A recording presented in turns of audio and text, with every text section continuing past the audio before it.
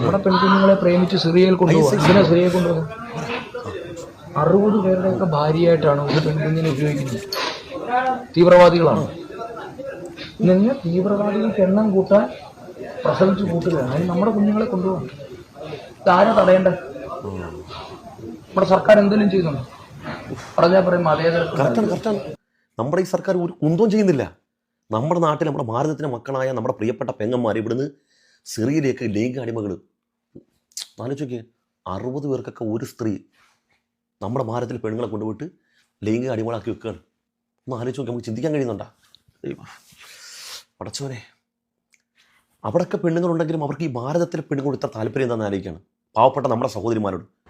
സിറിയയിലെങ്ങും പെണ്ണില്ല, മൊറോക്കയിലൊന്നും പെണ്ണില്ല, ഭാരതത്തിൽ വന്നവർ പെണ്ണിനെ കണ്ട്. അപ്പോൾ വയനാടൻ മഞ്ഞൾ പോലൊരു സുന്ദരി പെണ്ണ്, വയനാടൻ മഞ്ഞൾ പോലൊരു സുന്ദരി പെണ്ണ്. അമ്മമാരുടെ അസുഖം നാല് ചോദിക്കും. ഈ ISIS തീവ്രവാദികൾ. എൻ്റെ സന്ദീപേട്ടൻ്റെ പല്ലിൻ്റെ നിറമാണ് മൊറോക്കോക്കാർക്കും സിറിയക്കാർക്കും അത്രയും ഭയങ്കര സൗന്ദര്യവും ഭയങ്കര കളറുകളാണ്.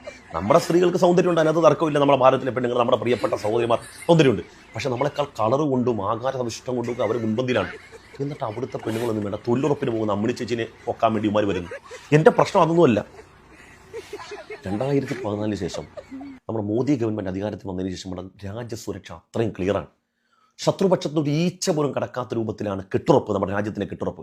കാരണം മുമ്പൊന്നും ഭരിക്കുന്നവരെക്കാളിൽ നിന്ന് വ്യതിരിക്തമായി രാജ്യവികാരം, ദേശവികാരം, രാജ്യമെന്നുള്ള താല്പര്യം, രാജ്യസ്നേഹം എന്നുള്ളത് മാത്രം മുൻഗണന കൊടുത്തുകൊണ്ട് ഭരിക്കുന്ന ഒരു പ്രധാനമന്ത്രിയും അവിടെ ഒരു ഭരണ സംവിധാനവുമാണ് നമ്മുടെ BJP സർക്കാരിനുള്ളത്. എന്നിട്ട് സന്ദീപേട്ട എങ്ങനെയാണ് നമ്മുടെ നാട്ടിൽ നിന്ന് ഈ പെണ്ണുങ്ങളെ ഇതിന് മാത്രം കൊണ്ടുപോകുന്നത്? പക്ഷേ ഇവിടെ നിന്നും പോലും പെണ്ണുങ്ങൾ എവിടെ നിന്ന് കൊണ്ടുപോകുന്നത്?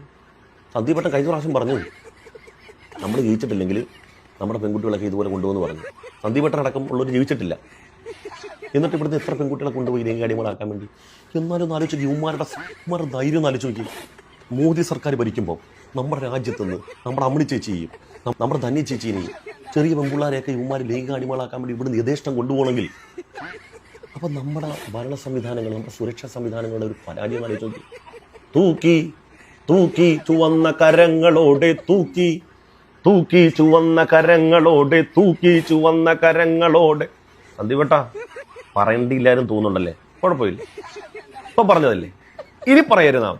ഓക്കെ, ഇത് നമ്മൾ തന്നെ നമ്മുടെ അതിന് കെണി വെക്കുന്ന പോലെ ആയിപ്പോവും. ഓക്കെ.